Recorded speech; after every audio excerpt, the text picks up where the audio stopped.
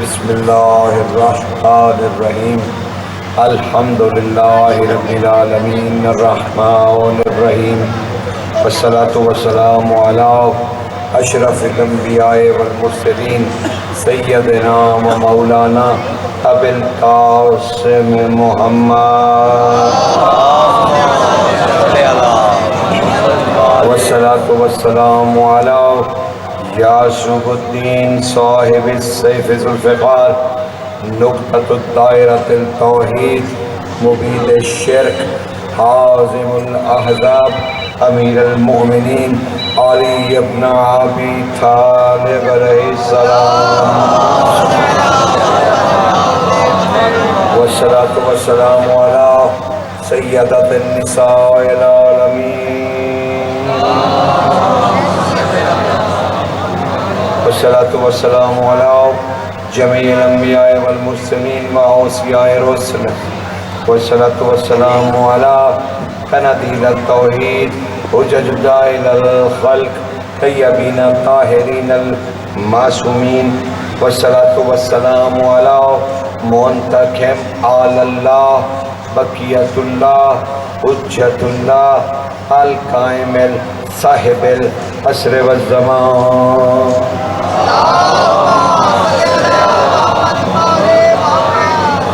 اما بعد فقد قال اللہ تعالی سبحانہ فی سورة الکہف بسم اللہ الرحمن الرحیم هنالک الولایات للہ الحق هو خیر ثوابا و خیر عقبا صلوات پڑھ لیجیے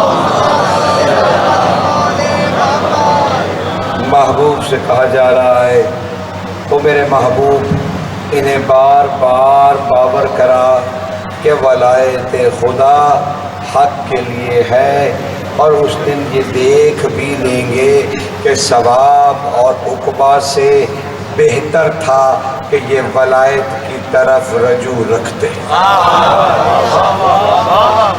اسی ولایت الہیہ کے عنوان سے جو بھی میں نے آپ کی سماع خراشی کی اسی کے تسلسل کو آگے بڑھاتے ہوئے اور اجزائے ولایت روز ہم کسی نہ کسی بادشاہ کا تذکرہ کرتے ہیں لیکن سرکار بات صرف اتنی سی ہے اسے انسان کو سمجھنا چاہیے کہ یہ انسان ایسا ہے کہ جسے آج تک یہ سمجھ نہیں آئی کہ وہ کدھر سے آیا ہے اور یہ کدھر جائے گا کچھ بھی سمجھ نہیں ہے اسے کہ میں کہاں سے آیا ہوں کہاں جاؤں گا نہ اپنی مرضی سے آیا نہ اپنی مرضی سے جاؤں گا لیکن کمال انسان کے شرف کا یہ ہے کہ جسے اپنے آنے جانے کا پتہ نہیں اس آنے اور جانے کے درمیان جو زندگی ہے نا وہ اسے پتہ ہے کہ وہ فقط علی ہے وہ فقط علی ہے تو اسی کی طرف انسان کی توجہ بھی مبذول ہونی چاہیے اور اسی کو دیکھنا چاہیے اور اسی کے لیے تڑپ بھی رکھنا چاہیے بھائی دیکھو دنیاوی عمارتیں آپ کو سزا تو دے سکتی ہیں جزا نہیں دے سکتی لیکن ولایت الہیہ سزا بھی دے سکتی ہے جزا بھی دے سکتی ہے یعنی اس کا تصرف جتنا دنیا پہ ہوتا ہے اتنا ہی اس کا تصرف آخرت پر بھی ہوتا ہے اور جہاں آخرت کے مخلوق کو ضرورت ہے ویسی ہی دنیا کی مخلوق کو بھی اس ولایت حقہ کی ضرورت ہے مثلا آپ یہ دیکھیے کہ حضرت نوح کے زمانے میں طرز فعل کیا تھا وہ یہ تھا کہ جب نبی کو پتھر مارتی امت تو وہ زخمی ہو جاتے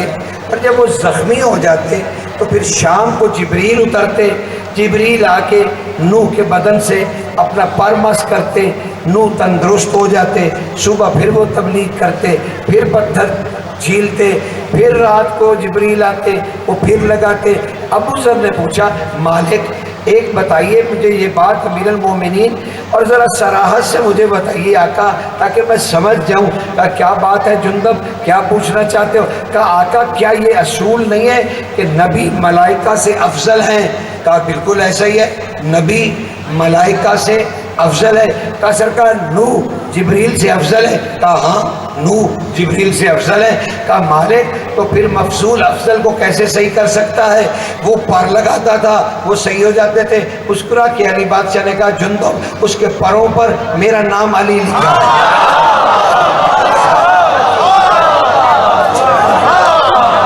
اس کے پروں پر اللہ نے علی لکھ رکھا ہے۔ وہ اپنے پر مس نہیں کرتا تھا، وہ وجود نبی کو میرا اسم مس کرتا تھا اور وہ شفا پا جاتے تھے۔ تو پھر بھی ایک یوں سمجھے کنسیپٹ تو ہے نا کہ نبی زمین پر اگر مریض ہو جائے تو وہاں کا طبیب آتا تھا، طبیب پھر ادھر سے، اور وہ ادھر کا جو زمانہ ہے وہ تو آخرت کا زمانہ ہے، تو آخرت سے طبیب آتا تھا دنیا میں، آخرت سے طبیب آتا تھا دنیا کے مریض کو درست کرنے۔ پھر ایک انقلاب آ گیا، جب یہ پنجتن پاک زمین پہ آ گئے تو پھر اصول بھی بدل گیا، اب وہاں آخرت کے مریض دنیا میں آنے لگے، پھر وہاں کے مریض ادھر آنے لگے، جیسے فطرس، سلسائل اور بہت سے دردائل، بہت سارے ملائکہ کے قصے موجود ہیں جسے تاریخ اسلام نے اپنے اندر سمویا ہوا ہے حضور۔ تو جب یہ 5 آ گئے تو پھر ادھر کے مریض ادھر آنے لگے۔ اب انہوں نے کیا طریقہ علاج دریافت کیا کہ بھائی ہمارے جھولوں سے مس ہوتے جاؤ، ہم سے مس ہونے کی ضرورت نہیں ہے، بس ہمارے جھولوں سے، یعنی جن چیزوں سے ہماری نسبت ہے، جن چیزوں سے ہماری نسبت ہے ان سے مس ہوتے جاؤ، شفا تمہیں ملتی چلی جائے گی۔ تو بھائی جب شاعر اللہ زیارت کے لیے آتے ہیں تو کوشش کیا کرو کہ تم بھی ان سے مس ہو جاؤ، تاکہ تم بھی فطرس بن جاؤ اور کہنے لگو مم مثلی، مجھے حسین نے ٹھیک کیا ہے۔ سمجھ رہے نا حضور؟ اسی ولایت حقہ کے تحت ہم بادشاہوں کا طواف کرتے ہیں اور ذکر کرتے ہیں، اور آج کیونکہ تذکرہ ایک ایسی شخصیت کا ہے، بھائی دیکھو رکے بغیر بس تمہارے خدمت میں کچھ عرض کروں، بھائی دیکھو اولاد کی خواہش نفس کرتا ہے، بدن نہیں کرتا، بدن نہیں کرتا، کیا کہا؟ بدن نہیں کرتا، بدن کو تو کوئی ضرورت ہی نہیں، نفس خواہش کرتا ہے کہ اس کے پاس مال و دولت ہو، نفس خواہش کرتا ہے اقتدار ہو، نفس خواہش کرتا ہے کہ اس کے بیٹے ہوں۔ اب کیا مجبوری ہے کہ علی نے کہہ دیا کہ اللہ مجھے اس میں سے ایک ایسا بیٹا دے گا جو میرے حسین کا کام آئے گا۔ تو بھائی پوچھنا صرف یہ ہے کہ بیٹا ہے خواہش نفس، اور علی جب 19 سال کے تھے تو نفس ہجرت کی شب اللہ کو بیچ چکے،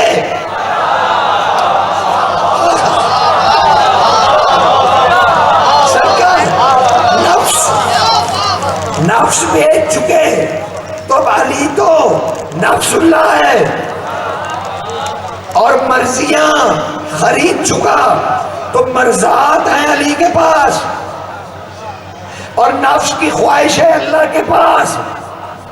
تو پھر یہ سوال سمجھنا پڑے گا کہ علی نے ایسی دعا کیوں کی جو کہ علی کر نہیں سکتے تھے، لیکن یوں سمجھ لیجئے کیونکہ مرضیاں علی کے پاس ہیں تو وہ چاہتا تھا کہ مرضی ہو، اسی لیے علی نے ہاتھ اٹھا دیے، اور کیونکہ علی کی خواہش نہیں تھی وہ چاہتا تھا کہ عباس آئے،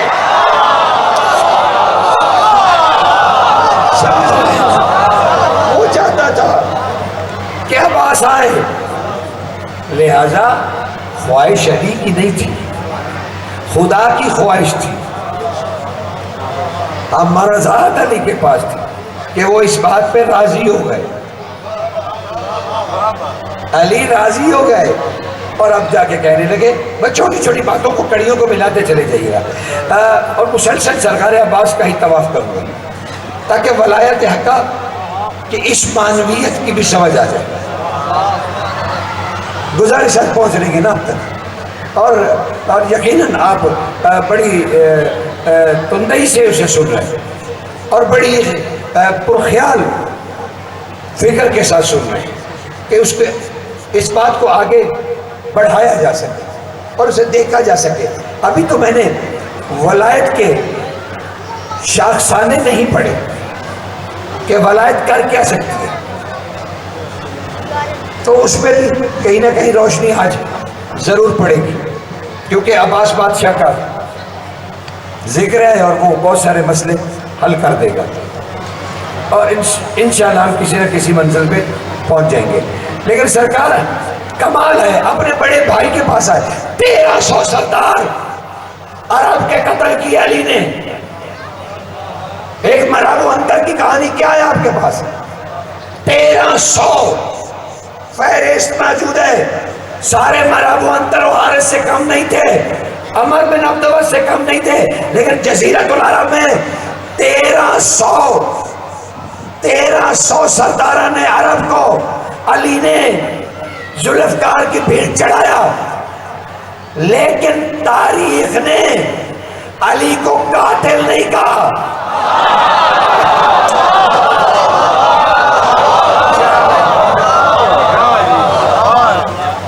قاتل نہیں کہا. لیکن چلیے ضمناً ایک نکتہ ابن ملجم نے ایک بار کیا. 1400 سال سے تاریخ اس پر لعنت کر رہی ہے کہ وہ قاتل ہے. کمال ہے, علی نے 1300 تو سردار قتل کیے, گاجر مولی پتہ نہیں کتنے.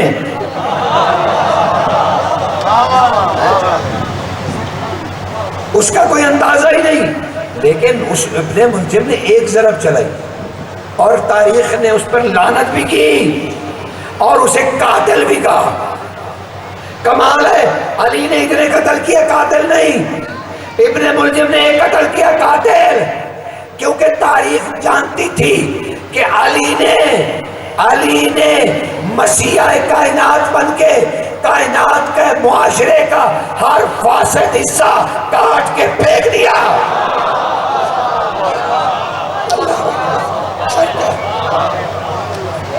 جیسے ڈاکٹر نے ٹانگ کاٹ دی, آپ نے شکریہ ادا کیا کہ آپ مسیحا ہیں, جلاد نہیں, کیونکہ آپ نے فاسد حصہ کاٹ دیا. تو تاریخ علی کو قاتل نہ کہہ سکی. 1300 سرداران عرب قتل کرنے کے بعد علی اپنے بڑے بھائی کے پاس بیٹھے ہیں اور ان سے کہہ رہے ہیں مجھے کوئی شجاع خاندان بتاؤ.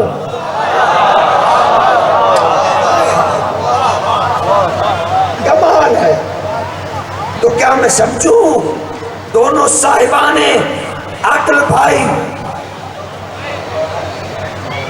ابس گفتگو کر رہے تھے. ایک کہہ رہا ہے شجاع ترین خاندان بتلاؤ, سارے عرب کے سردار مار چکا ہے, سارے سرداران عرب. کسی نے علی بادشاہ سے پوچھا آقا آپ نے اتنے سرداران عرب قابل ترین لوگوں کو قتل کر دیا. کہا ہاں وہ گستاخ محمد تھے.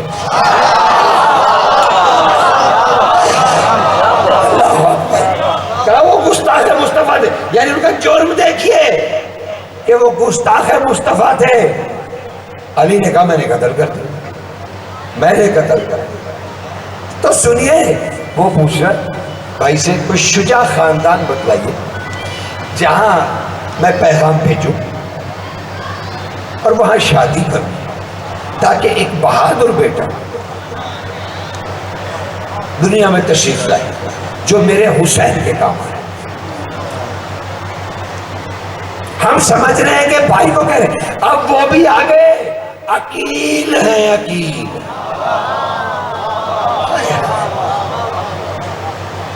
انہوں نے جھٹ سے خاندان بتا دیا. او بھائی یہیں رکے رہو، اس سے آگے تو مجھے جانا ہی نہیں کہ پیغام کیسے گیا اور کیا ہوا، مجھے تو یہی روکنا تھا۔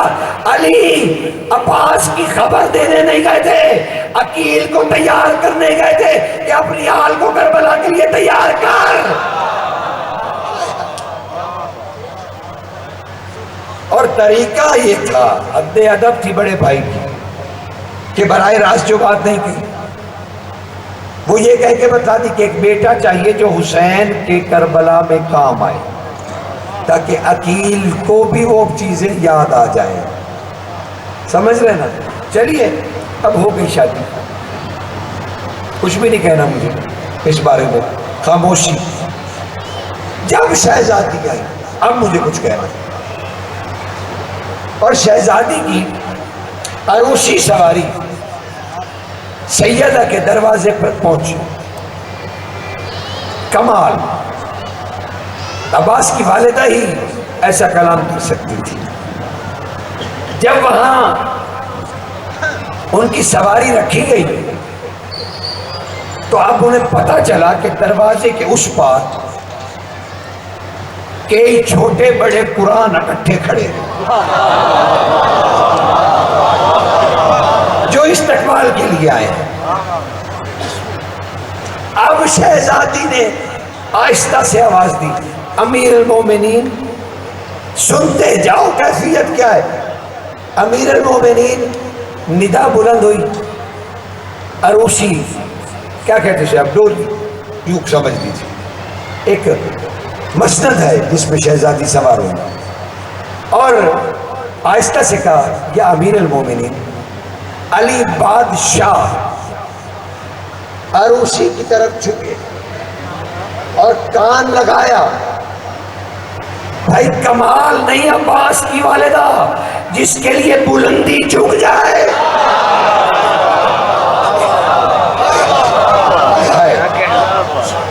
سمجھ رہے نا؟ بلندی جھک جائے۔ اور جب سرکار اوزن اللہ، اللہ کا کان سننے لگے، شہزادی نے آہستہ سے کہا امیر المومنین زحمت ہوئی آپ کو، سرکار میں نے صرف اتنا پوچھا تھا قرآنوں سے کس لہجے میں بات کرتے ہیں، قرآنوں سے کس لہجے میں بات کرتے ہیں، کیونکہ آگے قرآن کھڑے ہیں۔ تو بھائی قرآن ناطق تو کہتے ہو نا، تو ایسی اجنبی بات کون سی ہو گئی؟ سرکار مسکرا دیے، کہا آپ خطاب کیجئے ان سے، خطاب کیجئے۔ اب شہزادی کو امام حسن اور حسین نے سہارا دیا، سبتین الشریفین، سید شباب اہل الجنہ، منبع شفاعت۔ آگے دونوں بھائی بڑے، ہاتھ آگے پھیلائے، شہزادی نے دونوں کو ہاتھوں کو مس کیا، آنکھوں سے لگایا، دونوں بیٹوں کے سہارے سے شہزادی نے اپنا قدم باہر نکالا، بس چوری چوکھٹ پر آئیں، سجدہ ریز ہو گئی، سجدہ ریز ہو گئی۔ کہا اے چوکھٹے، سیدہ گواہ رہنا کہ میں ایک کنیز کی حالت میں، بلکہ صحیح جملہ اگر پڑھ دوں تو بی بی نے کہا میں کنیزی کے احرام میں اس کعبے میں داخل ہو رہی ہوں۔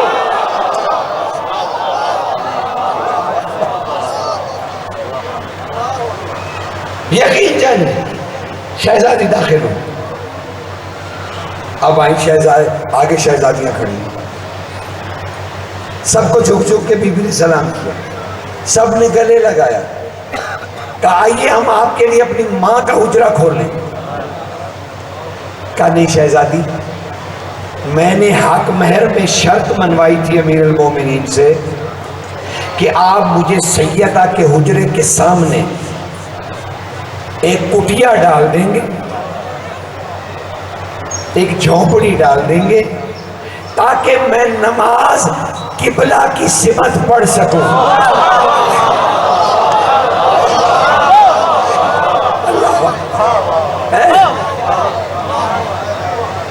بس آج ایسے ہی گفتگو ہوگی، رکوں گا نہیں میں، کہ آپ کی توجہ مبذول کراؤں.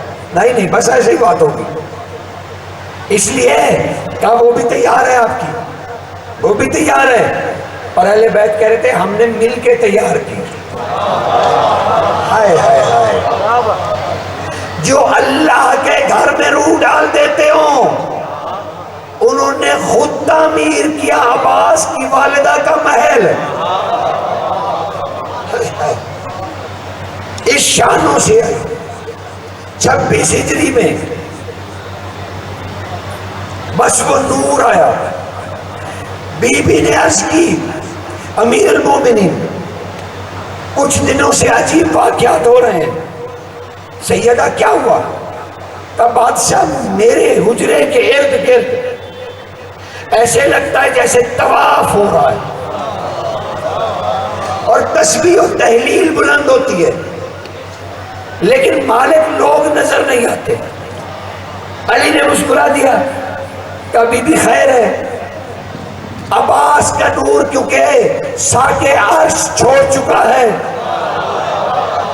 تو وہاں جو ملائکہ اور نور طواف کرتے تھے وہ اس کے متلاشی ہیں، اور جہاں انہیں وہ ٹھہرا ہوا نور نظر آیا وہاں وہ طواف کرتے رہتے ہیں، تسبیح و تحلیل کرتے رہتے ہیں.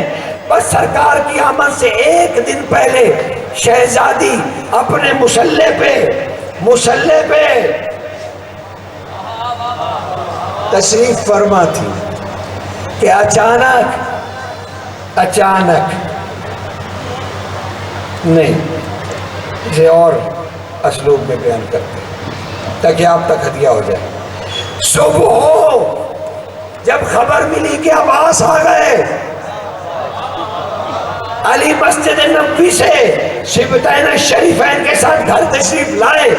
حجرہ سیدہ کا بند ہے، اہل بیت منتظر ہیں.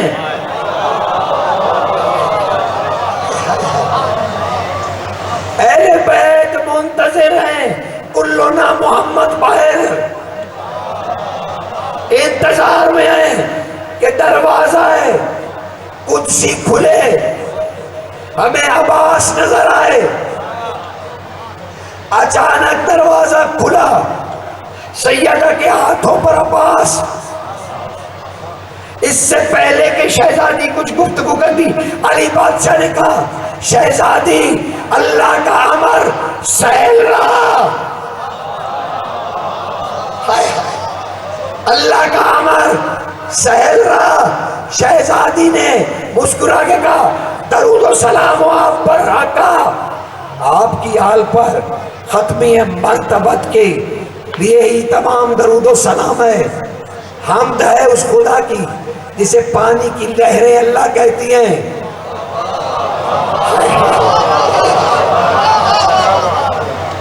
پھر تم سونی کچھ نہیں رہے، اور میں نے بھی تہیہ کیا کہ رکوں گا میں بھی نہیں اور پڑھتا چلا جاؤں گا. کہیں جیسے پانی کی لہریں جسے اللہ کہتی ہیں اس کے لیے حمد و ثنا ہے. سرکار رات عجب واقعہ ہوا، ابھی ہاتھوں میں عباس ایک پارچے میں لپٹے ہوئے. اللہ اکبر. کہا سرکار عجب واقعہ ہوا، آدھی شب کو میرے حجرے کی چھت کھل گئی، آسمان سے ایک نور اترا، میں مصلی پہ تھی، اس نور نے مجھے گھیر لیا. پھر اس نور سے تسبیح و تحلیل کی آوازیں آئیں، سبحان اللہ والحمدللہ ولا الہ الا اللہ واللہ اکبر. سیدی مجھے پتہ چل گیا کہ نور محمد ہے.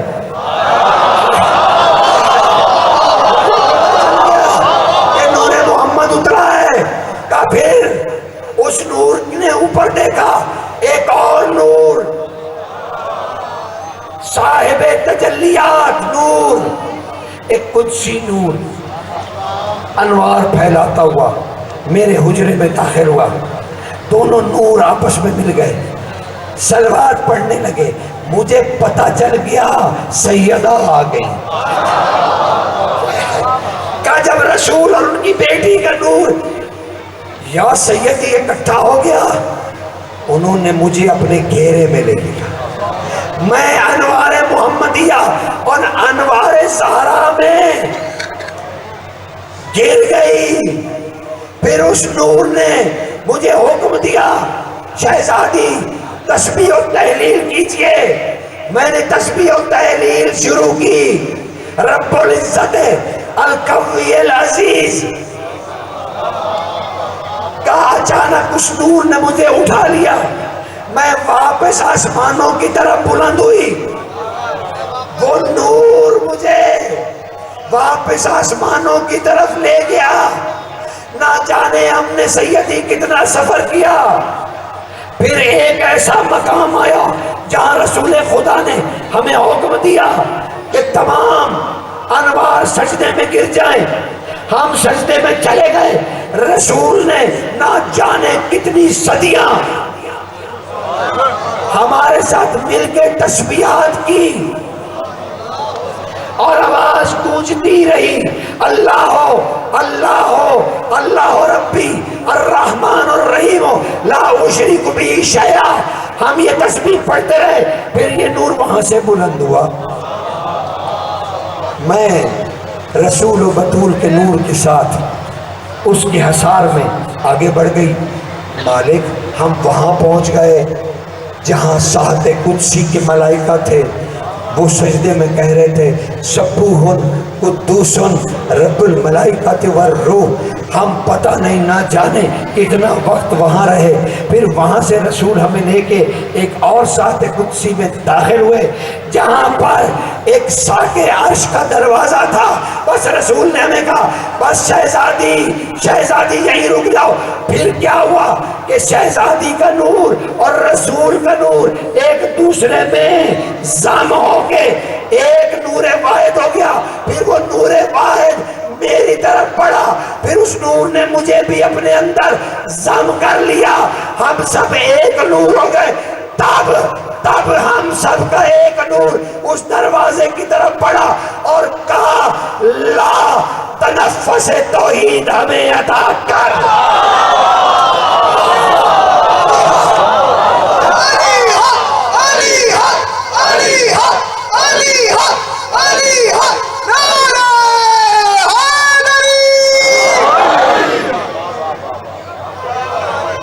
سرکار ہمارے ہاتھوں پر عباس آ گئے.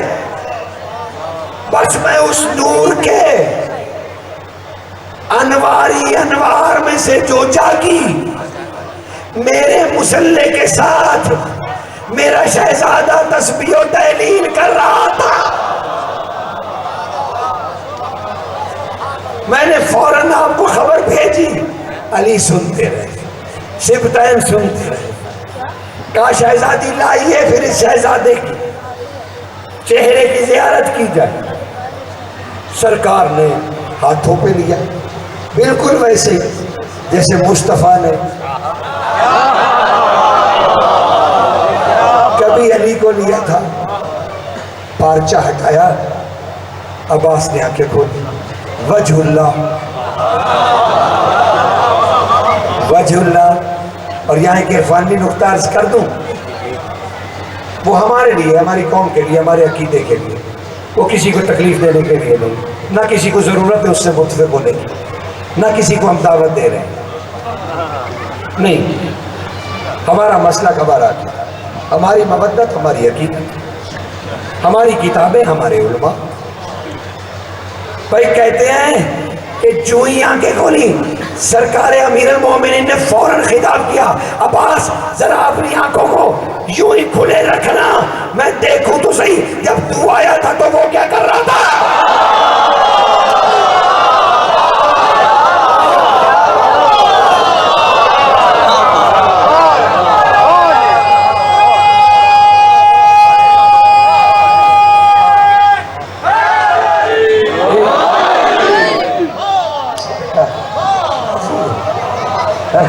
کافی فوراً امیر المومنین نے, اب میں کہوں تو ٹھیک ہی ہوگا, امیر المومنین نے اپنی زبان مبارک, اور اگر میں کہہ دیتا کہ لسان اللہ, لسان اللہ دہنے مبارک عباسیہ میں داخل ہوئی، عباس نے جیب بھر کے علویت چوسی.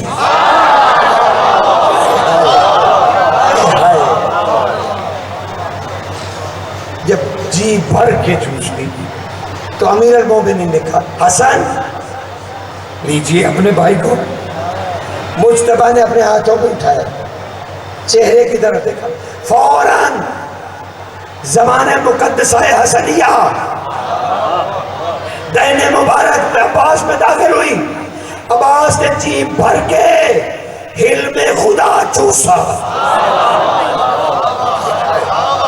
جمال خدا چوسا. کمال کمال. جب چوس لی حسنیت تو کہا حسین بھائی لیجیے اپنا عباس،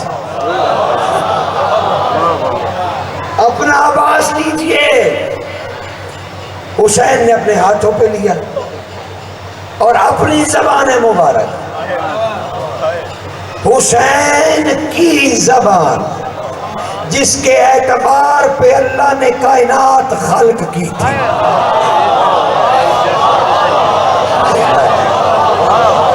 عباس نے اعتبار خدا خوب چوسا. اللہ اکبر. یہ ہے استقبال اس بادشاہ کا.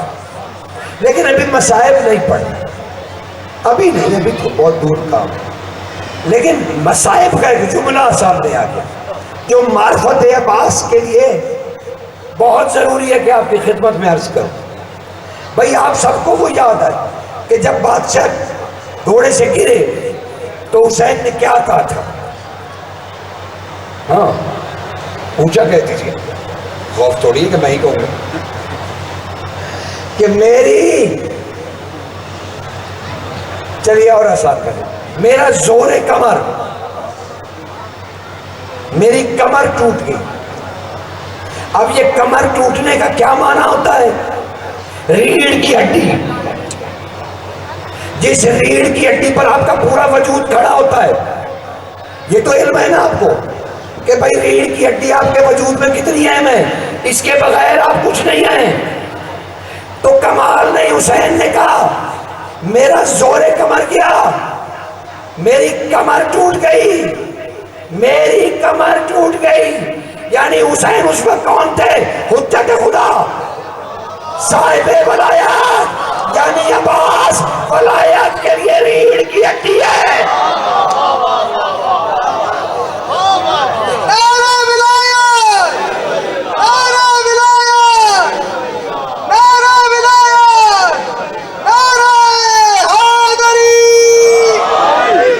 اور ولایت کیا ہے؟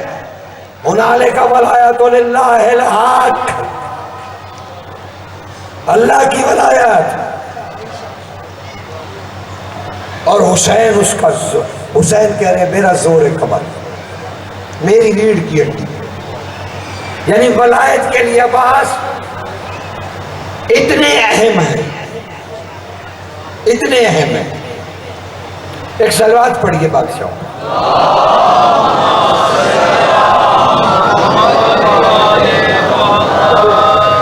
ایک اور صلوات.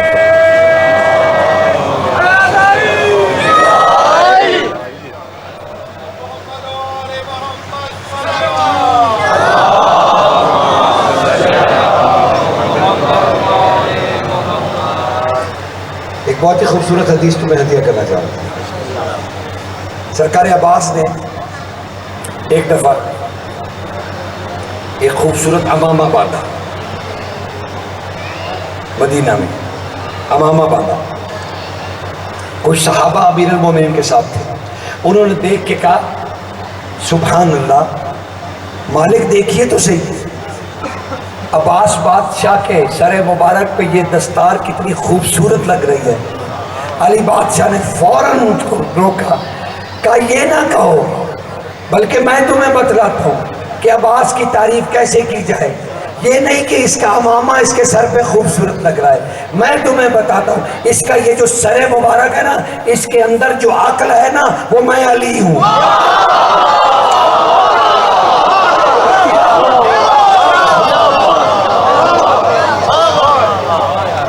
کہا بالکل ویسے ہی جیسے رسول اللہ نے کہا تھا، علی تیری مثال میرے بدن کے ساتھ سر کی ہے،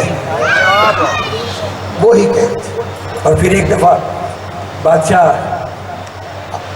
یہ تو آپ کو یاد ہوگا کہ سرکار کی مسند علم عباس، سرکار کی مسند لگتی تھی مسجد نبوی مدینہ منورہ میں، مسند لگتی تھی، سرکار بیٹھتے تھے، اس پہ علم اور فقہ پہ بات ہوتی تھی، شریعت الہیہ پہ گفتگو ہوتی تھی، شریعت الہیہ پہ گفتگو فرمائی جاتی تھی، اور بہت سارے علمی مسائل حل ہوتے تھے۔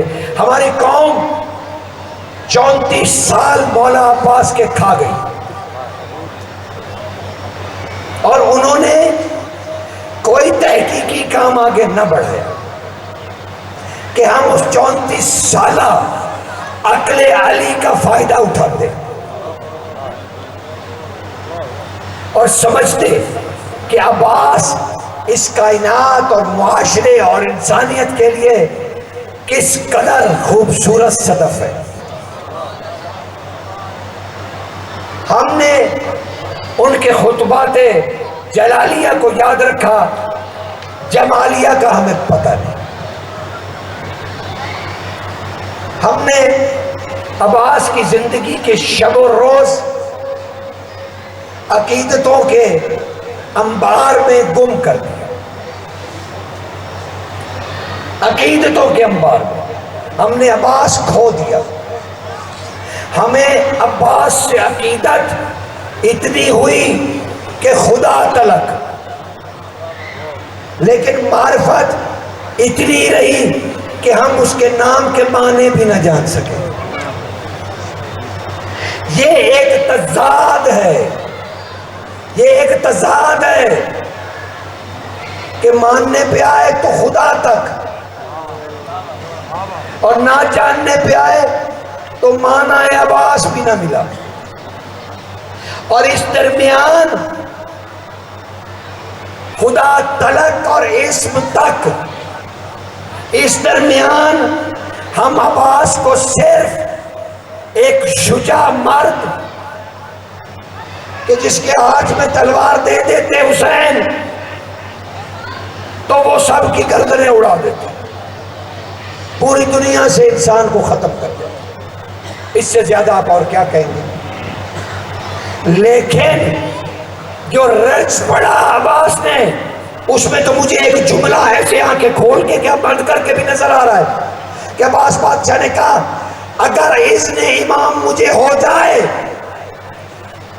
کہیں لشکر کے درمیان سے گزرے تو انہوں نے للکارا تو عباس رک گئے اور مڑ کے کہنے لگے کہا اگر مجھے اذن امام ہو جائے تو بھلے مجھے اسلحہ نہ دے، یعنی حسین مجھ سے اسلحہ لے لے، سناٹے میں کیوں بیٹھے؟ کیا میں اتنی خفیہ بات کر رہا ہوں؟ عباس مڑ کے لشکر کو کہہ رہے ہیں کہ اگر مجھے اذن امام مل جائے اور بھلے حسین سارا میرا اسلحہ بھی رکھ لیں تو میں اپنی انگلیوں کو تلوار بناؤں گا اور آسمان کو نوچ کے ڈھال۔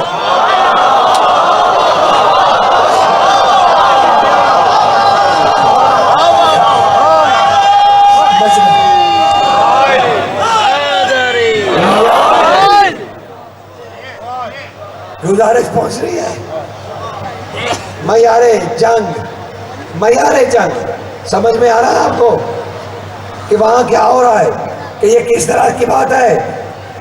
یہ تو صرف ایک جھلک ہے، لیکن یہاں رکے جاؤ، رکے رہو اور دیکھو ذرا، اور بار بار دیکھنا بھی چاہیے۔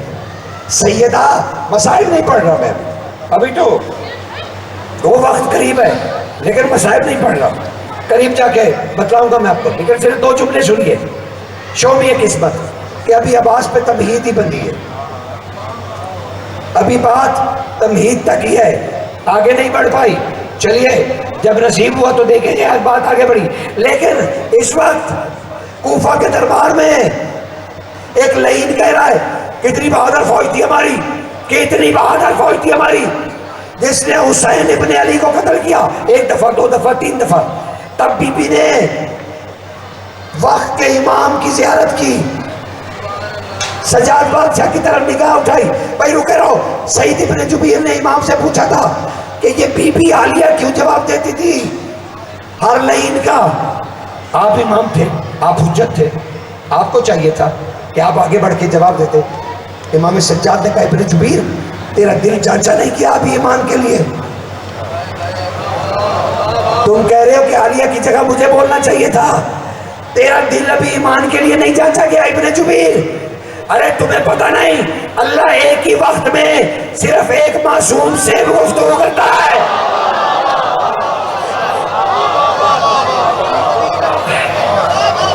اللہ ایک ہی وقت میں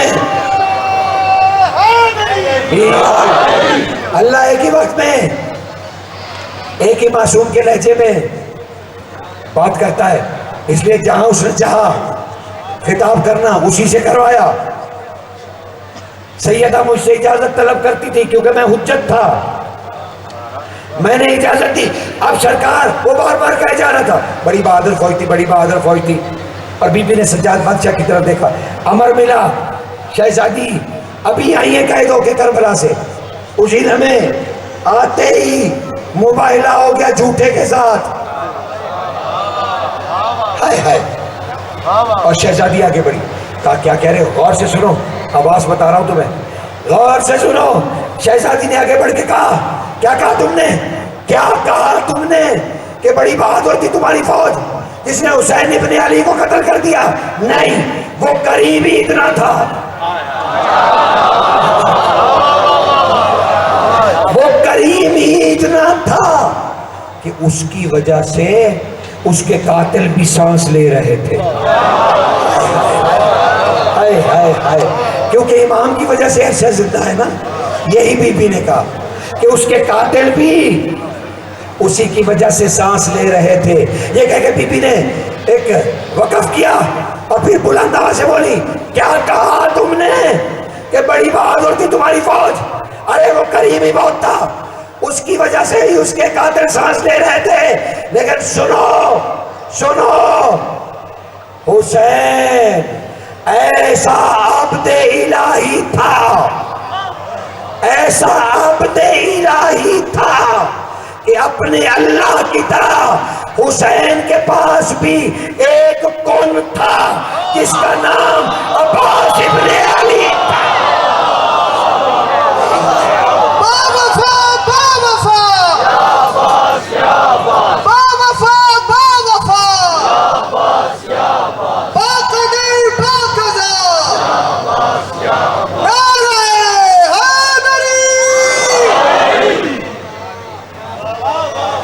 تو ہمیں عباس بادشاہ کا لقب مل گیا، کون نول حسین،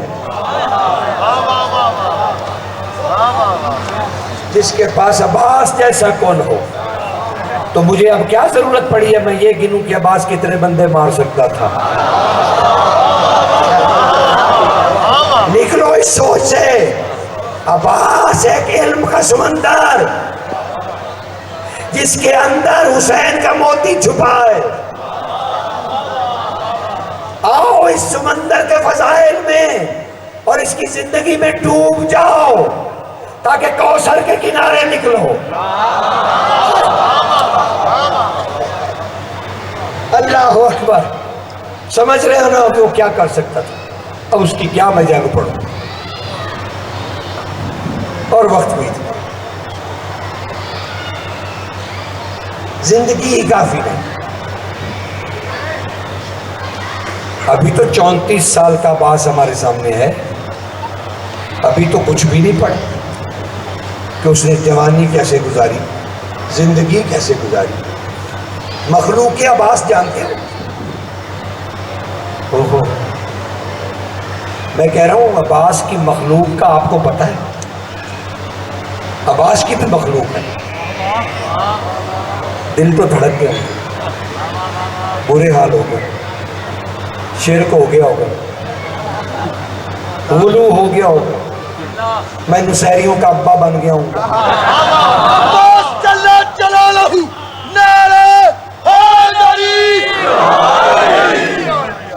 اور تاریخ نے عنوان رکھا ہے مخلوق عباس، اور اس کے نیچے درج کیا ہے عباس کو کسی کی بنی ہوئی تلوار، نیزہ، زرہ، ڈھال پسند نہیں آتی تھی، وہ خود لوہے کو ڈھال کر اپنا اسلحہ بنایا کرتے تھے، اور ان کے اسلحے کو سب اہل مدینہ مخلوق عباس۔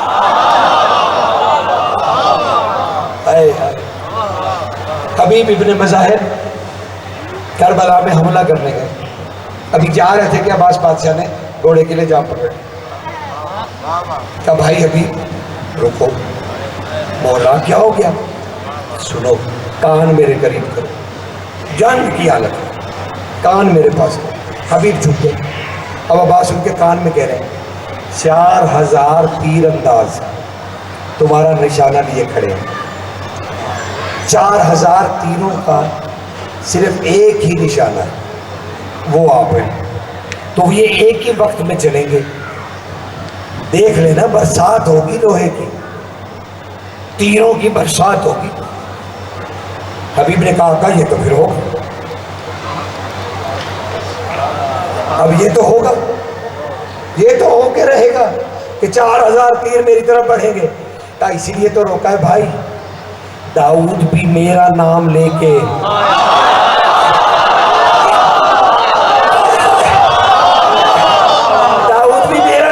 لوہا موم کرتے تھے، میرے بھائی چوئی تیر دیکھو، نام لے دینا عباس۔ اب حبیب حملہ کرنے گئے، تیر چلے، کڑکڑ کی آوازیں آئیں، برسات بنی، دیکھ کے کہا عباس، پانی بن کے لوہا گرنے لگا۔ ایک حملہ، پھر مڑے، پھر حملہ، پھر پانی بنا دیا۔ تیسری مرتبہ امام نے ٹیلے سے آواز دی، حبیب واپس آئیے۔ جب حبیب واپس آئے تو امام نے پوچھا بڑے جلال سے، حبیب ابن مظاہر یہ کیا کر رہے ہو؟ حسین نے پوچھا یہ کیا کر رہے ہو؟ کہا کچھ بھی نہیں۔ نہیں، یہ میں کیا دیکھ رہا ہوں، تیر پانی کیسے بن جاتے ہیں؟ کہ سرکار بادشاہ نے کہا تھا، سرکار بادشاہ نے کہا تھا کہ جب تیروں کی بوچھاڑوں میرا نام لینا، لوہا میرا نام سن کے پگھل جاتا ہے، بس سرکار میں نے وہی کیا۔ کہا اچھا، کہاں ہے عباس؟ اب عباس آ گئے، جی آقا، یہ آپ نے بتایا؟ بس سرکار میں نے تو حضرت داؤد کا قصہ سنایا تھا، اور حبیب نے سن کے لیے تو میں نے مشورہ دے دیا۔ اب وہ حبیب جا کے وہاں نام لیتے ہیں، وہ تب سرکار نے کہا عباس تیرا اسم صرف لوہے کو پانی میں تبدیل نہیں کرتا، اگر تیسری مرتبہ حبیب ابن مظاہر تیرا اسم لے دیتے تو ان کا سارا اسلحہ پانی بن جاتا، کربلا ختم ہو جاتی۔ نعرے حیدری! کون سی گزارش؟ لیکن پھر رہ گئے دونوں۔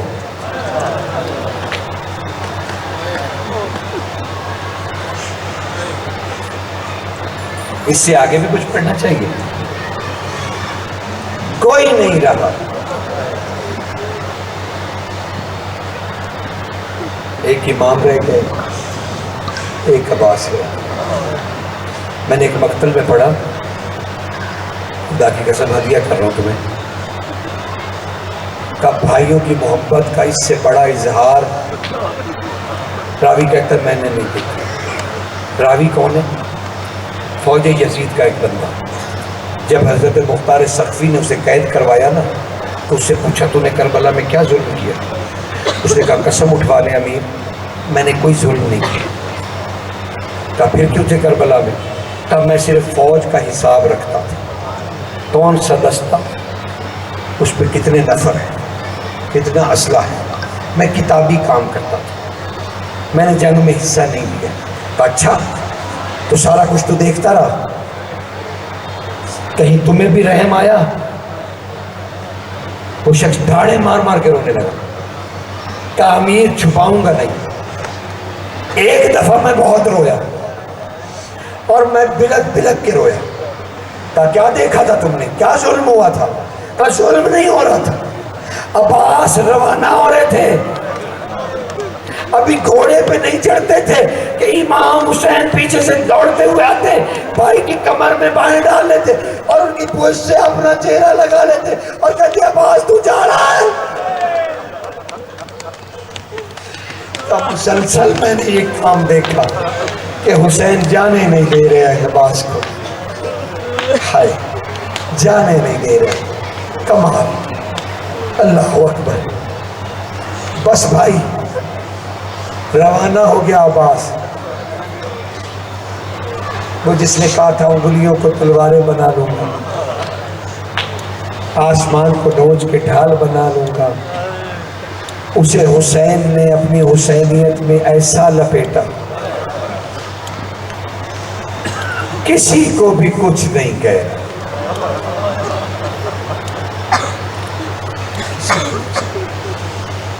अलकमा तक जाते हुए 9 हमले हुए अब्बास पे, जाते हुए 9 हमले। अब्बास ने मुड़कर किसी का जवाब नहीं दिया, सिर्फ दफा की हद तक। जब अलकमा पे पहुंच गए, बाकी याद है आपको सबको, मुझे तो 2 खास बातें अर्ज करनी हुई। बस पानी लेके जो मुड़े, हाय पानी मशक में भरा और आहिस्ता आहिस्ता कहने लगे मेरी बेटी, ओ मेरी बेटी, तेरा चचा पानी लेने में कामयाब हो गया। बस थोड़ी ही देर की बात है, थोड़ी ही देर की बात है, मैं ना भी आया, उम्मीद करता हूँ पानी तुझ तक पहुंच जाएगा। बस ये कहते हुए आहिस्ता आहिस्ता अपने घोड़े पे सवार हुए। भाई बस घोड़े पे जब सवार हो गए, घोड़े पे जब सवार हो गए तो मशक को अब संभाला दिया। अब मशक पे क्या लिख रहे हैं? उंगली से अली, अपनी मशक पे लिखा अली और कहने लगे शाह नजफ, शाह नजफ पहुंचिए, मदद को नहीं कहा, पहुंचिए मेरे आका हुसैन के पास, उन्हें कहिए अमर दे कि मैं पानी पहुंचाऊं, क्योंकि मेरे आका ने मुझसे बाबा कहा था सही करो, अमर नहीं दिया, बस पानी लेके रवाना हुए।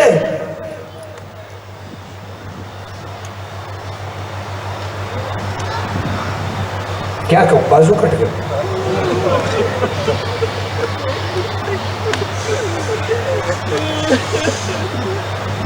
नहीं, आओ पलट चले। 21 रमजान, अमीर अल मोमिनीन दुनिया से थक के वापस पलट रहे थे कि आखिरी मौकों पे हुक्म दिया हसन बस 5 मिनट मुझे दे, ज़ियारत करते हैं अगर मैं दोबारा, सिर्फ 5 मिनट। कहा हसन मेरे बेटे अब्बास को अंदर भेजो और मेरी तमाम बेटियों को भी कहो अंदर आ जाएं और दरवाजा मेरे हुजरे का बंद कर दो, सब बाहर चले जाएं, सिवाय मेरी बेटियों के और अब्बास के कोई हुजरे में न रहे। 21 रमजान आधी रात को अब्बास तलब हुए, शहजादियां आई, सरकार अपने मस्जिद में आए, अब्बास आ गए, जी आका, मेरी बेटियां आ गई, जी आका, अब्बास हुजरे को बंद कर दो, हुजरा बंद। इमाम ने अब अपनी चादर हटाई, काबाश मेरे कदमों को पूरी ताकत से पकड़ लो, पूरी ताकत से मेरे कदमों को पूरी ताकत से पकड़ लो, और किसी कीमत पर भी, चाहे इस हुजरे में कुछ भी हो जाए, तू अपने हाथ नहीं छोड़ेगा। पूरी ताकत से मेरे कदमों को थामे रखना। बस अब्बास ने तामील हुक्म की, आका के कदमों को अपनी पूरी ताकत से पकड़ लिया। काबास पकड़ लिया, जी आका। काबास पूरी कुव्वत लगा दी आका, मैंने पूरी ताकत से आपके कदम पकड़ लिए।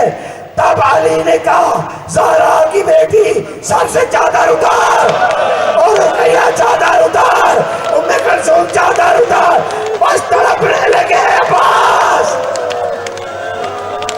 वो शहजादियां चादरें उतारती रही, तड़पता रहा अब्बास। अचानक अमीर ने कहा, छोड़ दे अब्बास मेरे कदम। कांपता हुआ अब्बास कहा, ये क्या हुआ? अब्बास तुम्हें मैंने सब्र सिखाया। कहा क्या मतलब? करबला में ये भी होगा? कहा अब्बास ये भी होगा? कहा फिर मुझे भी हक दीजिए, मुझे भी एक हक दीजिए। कहा क्या बोलो?